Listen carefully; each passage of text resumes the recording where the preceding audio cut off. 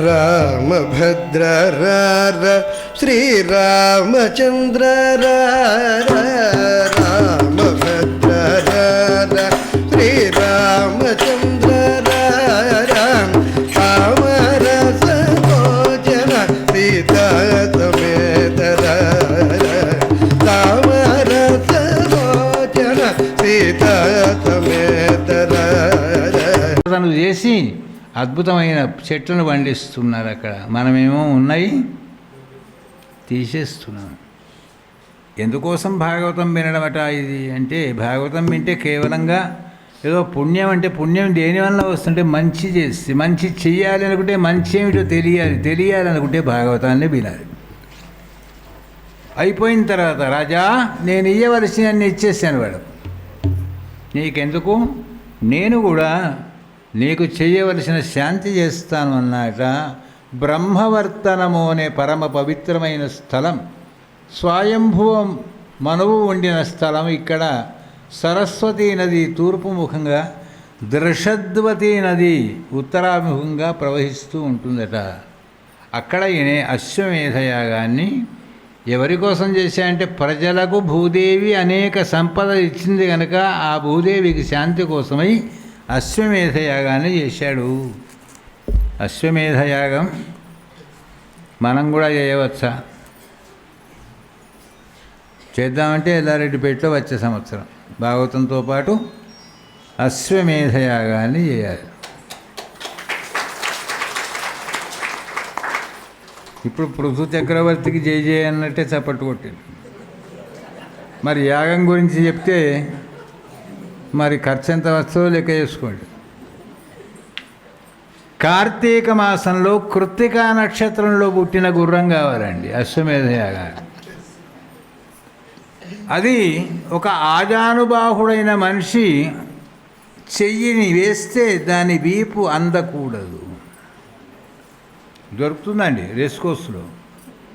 దాని 2 చెవులు ఇంద్రనీలం రంగులో ఉండాలి, 4 కాళ్ళు బెల్లపు రంగులో ఉండాలి, గుర్రం తెల్లగా ఉండాలి, తోక గోధుమ రంగులో ఉండాలి. అది 2 రోజులకు ఒకసారి మల విసర్జన చేయాలి. అంత ఆరోగ్యంగా ఉండాలి గుర్రం. అది తెస్తామండి గుర్రం. అయితే మరి గుర్రానికి బ్రాహ్మణులు కావాలి కదా యజ్ఞానికి.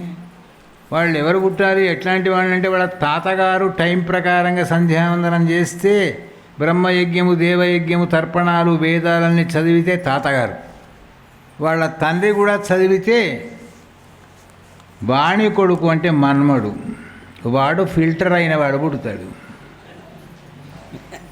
చూస్తామండి అక్కడ మనకు 11 మంది దాన్ని అంటే కాదు, 60,000 మంది కావాలి ఋత్వికులు. వాళ్ళు జీవపితృలు కావాలి. ఆ ఋత్వికులకు కొడుకు పుట్టి ఉండాలి, తండ్రి బతికి ఉండాలి, వాడు జీవపితృడు. అలాంటి వాళ్లకు 60,000 మంది కావాలండి. వాళ్ళకి ఏమి ఇవ్వాలి సార్? ఏం లేదు, మనిషికి ఒక దోష రత్నాలు ఇవ్వాలి. మనిషికి 100 గోవులు ఇవ్వాలి, గోవుకు 100 చొప్పున గొర్రెలు ఇవ్వాలి. అక్కడ ఉన్నాయి.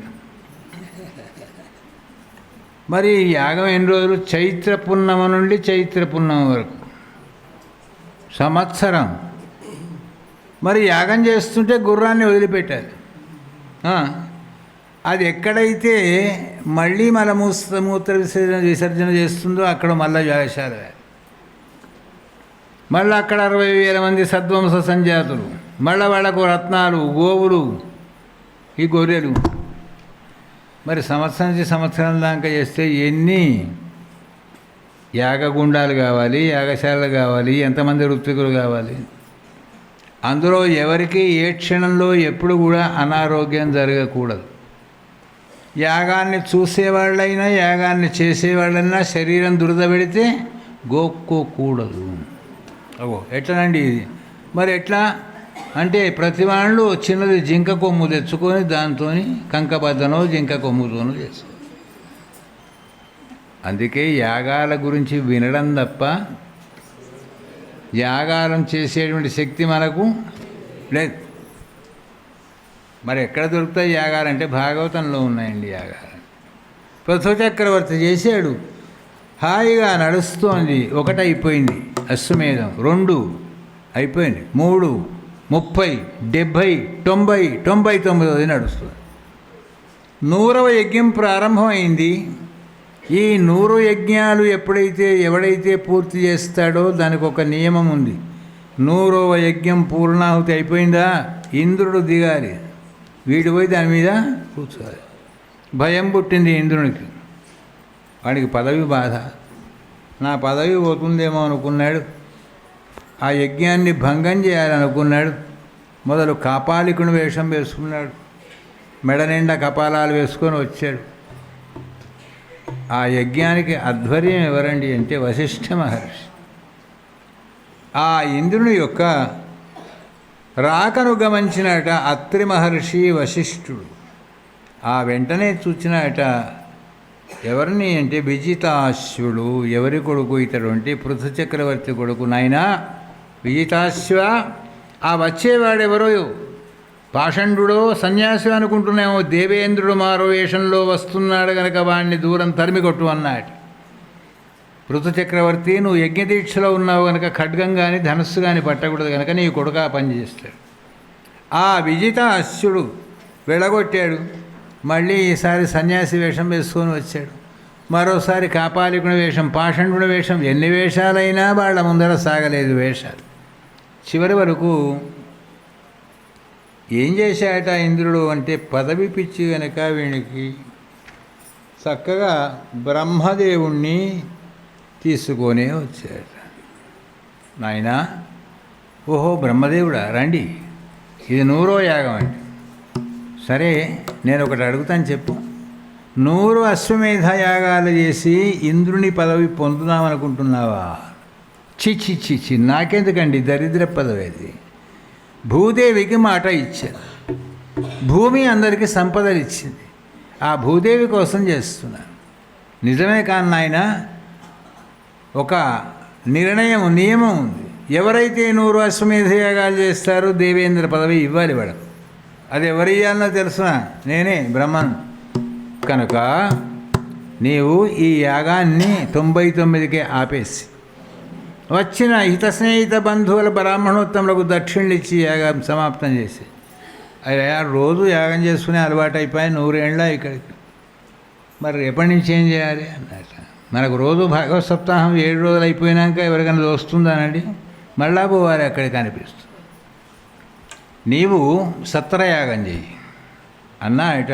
దాని తర్వాత జరిగిపోయింది కాలం.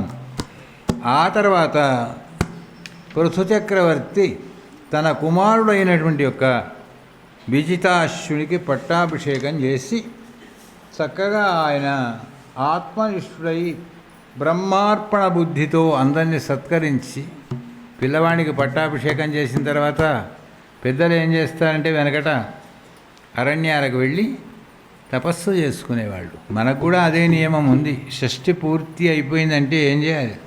తాళం చేతులు తీసి ఎవరి బుద్ధివంతులైతే వాళ్ళ చేతిలో పెట్టి కాశీ ప్రయాగన పోవాలి. పోతున్నామా మనం? పోవాలి. అసలు తాళ చేతులు ఎవరికి అన్నో ఎట్లా జరిగారు? వెనకట ఓ అత్తగారు తాళం చేతులు ఇచ్చే టైం వచ్చింది కోడళ్ళకు. కోడళ్ళు ఏమైనా అత్త అటు పోంగా ఇటు పోంగా ఏమైనా నడుమునే చూస్తున్నారట వాళ్ళు. చూస్తుంటే నాకు అర్థమైందమ్మా, వచ్చే కార్తీక మాసంలో ఇంకా సంవత్సరం ఉంది కదా, అప్పుడు మీకు తాళ చేతులు ఎవరికి ఇవ్వాలనో నేను నిర్ణయించుకుంటా. కానీ దానికి బదులు ఇప్పుడు ఏం చేస్తున్నా అంటే తలా 10 వడ్ల గింజలు ఇస్తున్నాను. వీటిని సంరక్షణ చేసి అభివృద్ధి చేసి మళ్ళీ నాకు ఎవరిస్తారో వాళ్ళకు తాళం చేతులు ఇస్తారు. పెద్ద కోడలు చూసినట్ల వడ్ల గింజలకు తాళ చేయకేం సంబంధం ఫిట్ అని నోట్లో వేసుకున్నది, కరకర నవిలి పారేసింది. రెండో కోడలు కొంచెం తెలివిగలది. మళ్ళా కార్తీక మాసంలో వడ్లు అడిగితే ఎట్లా అత్త అని ఓ పేగులో ముళ్ళె కట్టి పెట్టింది లోపల. ఎక్కడ పెట్టింది? త్రిజోరిలో పెట్టింది. మూడో ఆమె చూసింది, మా అత్తగారు చాలా తెలివిగలది. ఆమె ఊరికే ఏదో ప్రశ్న వేయదు కనుక వాళ్ళ అన్నయ్య వాళ్ళ ఇంటికి పంపించిందండి 10 వడ్ల గింజలు. వాళ్ళు పెద్ద వ్యవసాయదారు. ఈ 10 గింజలు అలికాడు అన్నయ్య. మొదటి పంటలో 10 గొలుకలు వచ్చాయి. 10 గులకలు అలికాడు. 2వ పంటల్లో కింటళ్ళ కొద్ది వడ్లు వచ్చాయి. 3వ పంట అయితే కదా సంవత్సరం, ఆ కింటళ్ళ కొద్ది వడ్లు అలిగితే పుట్ల కొద్ది ధాన్యం పండిందట వాళ్ళకు. అమ్మ కార్తీక శుద్ధ ఏకాదశి వచ్చింది, తిండి తలచేతులు ఇస్తాను.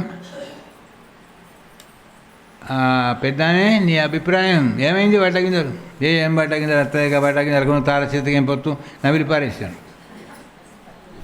నాయన 2వ అమ్మాయి నీ అభిప్రాయం ఏది? ఇగోండి మీరు ఇట్లా అడుగుతారని నాకు మొదలే తెలుసు. ఇక విప్పి చూపించి నేను నల్లబడిపోయినాయి వడ్లని. నేను తెల్లబడ్డిస్తే నువ్వు నల్లబడ్డిస్తున్నావే, ఉన్న ఇస్తున్నా. చిన్నమ్మాయి నీ అభిప్రాయం చెప్పు. అత్తయ్య వస్తున్నాయి, మీరు ఇచ్చిన గింజలు వస్తున్నాయి. అవి ఎట్లా వస్తే ఏం చేసావు? అవో వచ్చాయి, బండ్లల్లో దిగుతున్నాయటండి. ఇచ్చిన ఈ 10 కానీ దాని 10 బండ్ల వడ్లు చేసి తీసుకొచ్చింది బిడ్డ. ఎవరైతే రూపాయిని అభివృద్ధి చేస్తాడో వాడి దగ్గర ఉండాలి తాళచి. ఇగో చిన్నామే నువ్వు తీసుకో తాళచి. అందుకోసమే మన వాళ్ళు యోచించి చేసేటువంటి ఒక పని. దివ్యమైనటువంటి ఒక పృథు చక్రవర్తి వెళ్ళిపోతూ విజితాశ్రునికి పట్టాభిషేకం చేసినాయట. ఆ విజితాశ్రుని యొక్క భార్య పేరు నభస్వతి అని పేరు. ఎంత మంచి పేర్లండి ఇవన్నీ. ఈతనికి కుమారుడు ఉన్నాడు, వాని పేరు హబిర్ధానుడు, ఇతని భార్య పేరు హబిర్ధావి. వీరికి ఒక కొడుకు పుట్టాడు, అంటే పృథు చక్రవర్తికి మన్మడు. బర్హిష్మతుడు అనేటువంటి పేరు వాడి పేరు. వాడు తండ్రులను అడిగేవాట, మా తాతయ్య పృథు చక్రవర్తి అట కదా. అవును, ఆయన ఏం చేశాడు? పెద్ద యజ్ఞం చేశాడు అయ్యా భూదేవి కోసం. అయితే మరి నేను కూడా ఏదన్నా చేద్దాం అనుకుంటున్నాను.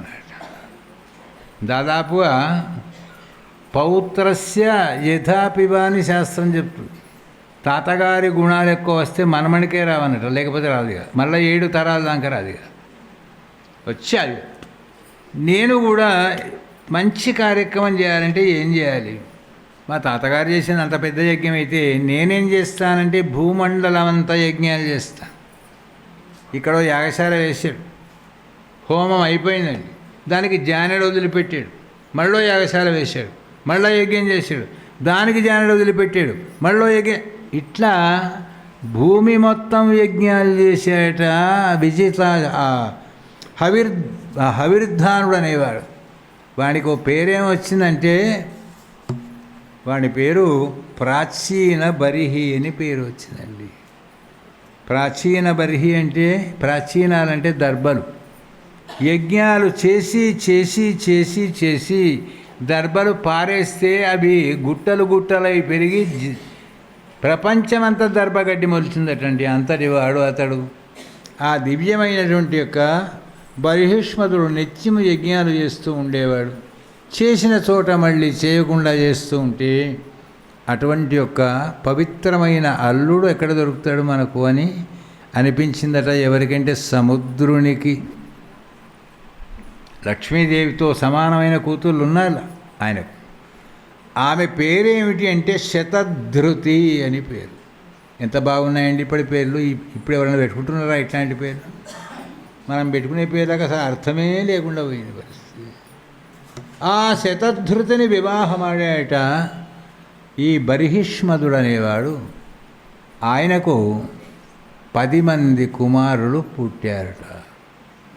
10 మంది మహర్షులు వచ్చి ఆశీర్వదించి, నాయనా నీకు 10 మంది కుమారులు యోగ్యమైన వాళ్ళు కలుగురుగాక అని దీవించి వెళితే వాళ్ళ 10 మంది పేర్లు ఏమిటట అంటే అందరికి కలిపి ఒకటే పేరు పెట్టాడు. వాళ్ళ పేరు ప్రచేతస్సులు. 10 మంది. ఈ ప్రచేతస్సులు అద్భుతమైనటువంటి యొక్క తేజోవంతులు, బలవంతులు, గుణవంతులు, బుద్ధిమంతులు. నాన్నగారి దగ్గరికి వెళ్ళాట. తాతగారేమో అంత పెద్ద యజ్ఞం చేశారు కదా, మీరేమో దేశమన్ని యజ్ఞాలు చేశారు కదా, మమ్మల్ని ఏం చేయమంటారు? నాయన మీరంత శ్రమ పడవలసిన అవసరం లేకుండా సక్రమంగా మీ సంతానాన్ని అభివృద్ధి చేసి మళ్ళీ మీరు వివాహాలు చేసుకొని చక్కగా సంతానాన్ని కని లోకంలో ఉండేటువంటి యొక్క ధర్మాన్ని నిలపండి అన్నట. ఆ తర్వాత మరి మేము పెళ్లి చేసుకోవాలంటే పెరగాలి కదా, అందుకే పెరిగేదాకా నారాయణ సరోవరం అనే ఒక చెరువు ఉంది, అక్కడికి వెళ్ళి మహావిష్ణువుని గురించి తపస్సు చేయండి. చేశారు, వెళ్ళారు. వెళ్ళిన తర్వాత ఏం జరిగింది అక్కడ అంటే, వీళ్ళు వెళ్ళారు అక్కడికి, పరమ పవిత్రుడైనటువంటి యొక్క దివ్యమైన రుద్రుడు వచ్చాడట. శివుడు, నాయనా మీకు ఆ మంత్రోపదేశాన్ని నేను చేస్తాను, ఆ మంత్రాన్ని జపిస్తూ మీరు అద్భుతమైనటువంటి యొక్క శ్రీమన్నారాయణ యొక్క దర్శనం చేసుకొని తరిద్దురుగాక అన్నాయట. అలాగే మీ ఆజ్ఞనే పాటిస్తా ఉన్నారు. మంత్రోపదేశం జరిగింది, తపస్సు దగ్గర పడుతోంది. ప్రచేతసులు తండ్రి కోరిక ప్రకారంగా సంతానోత్పత్తి చేయాలని ప్రచేతసులు సుమారుగా 10,000 సంవత్సరాలు తపస్సు చేశారు. జపిస్తూ సముద్రంలో తపస్సు చేస్తే శ్రీహరి ప్రత్యక్షమై వారికి ఆ తపక్లేశాన్ని శమింపజేసి, రాజకుమారుడారా మీ తపస్సుకు సంతోషించాను గనక వరం కోరుకోమన్నాడట.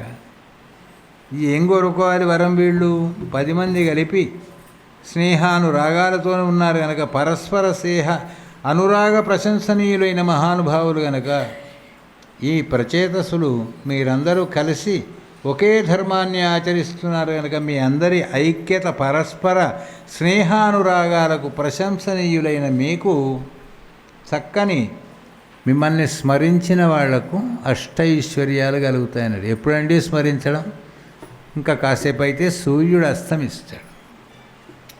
ఆ సూర్యుడు అస్తమించేటప్పుడు 2 చేతులు జోడించి ప్రచేతసాయ నమః, ప్రచేతసాయ నమః, ప్రచేతసాయ నమః బాగాసార్లు అక్కర్లేదు, 9 సార్లు అంటే చాలు. వాళ్ళ ఐశ్వర్యం వాళ్ళ ఇంటికి నడిచి వస్తుందట.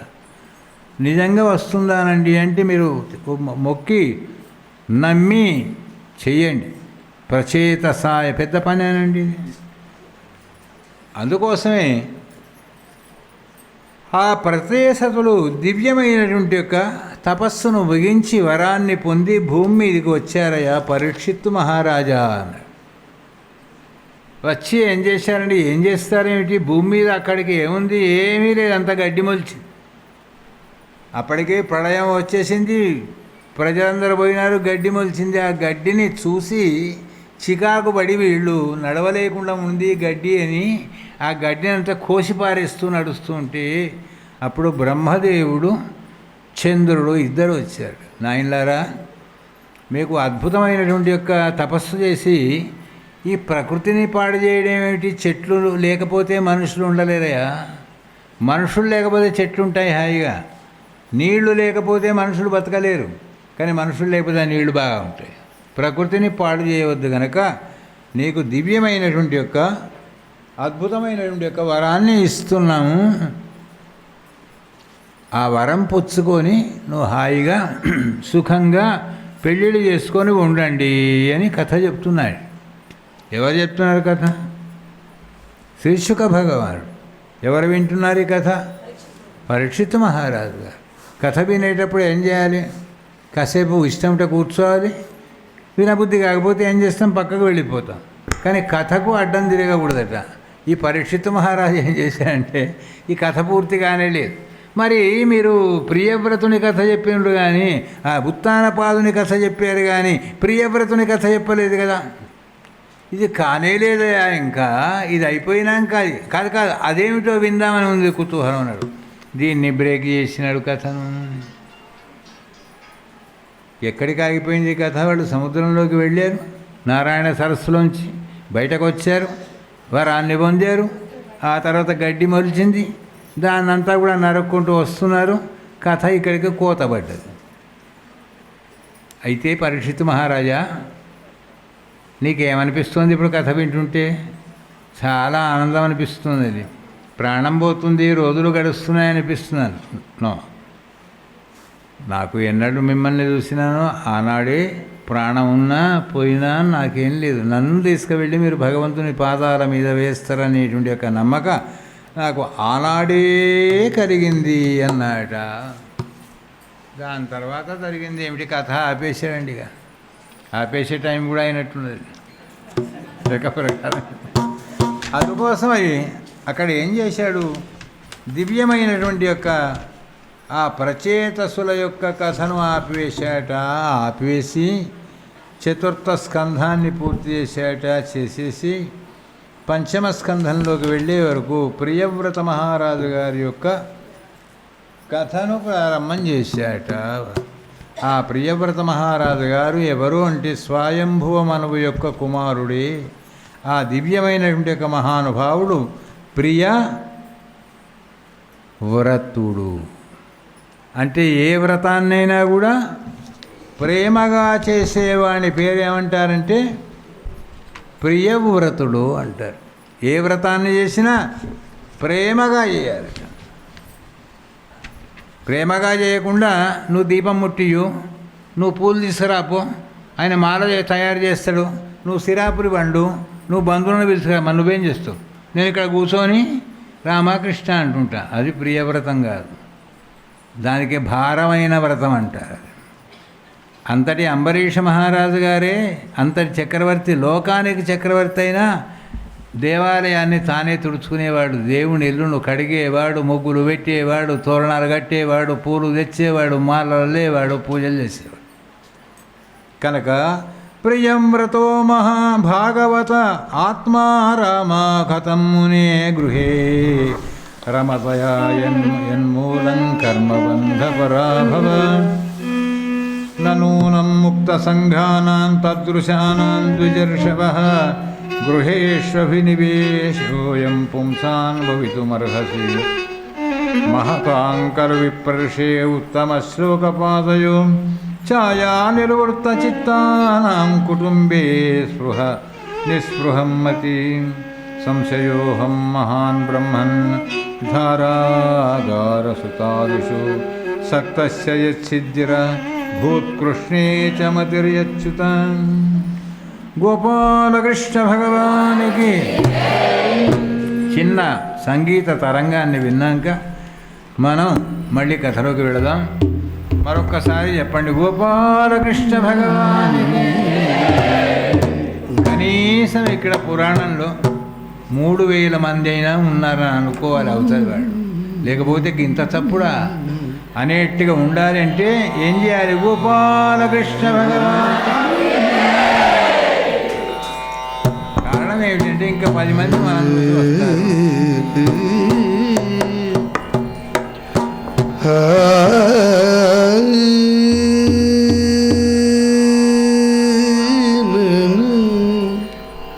మనమందరం కూడా ఆనందంగా ఉన్నాం కాబట్టి చక్కనైనటువంటి మోహన రాగాన్ని విందాం. మా ఆచార్యుల వారికి బాగా ఇష్టమైనటువంటి సంకీర్తన.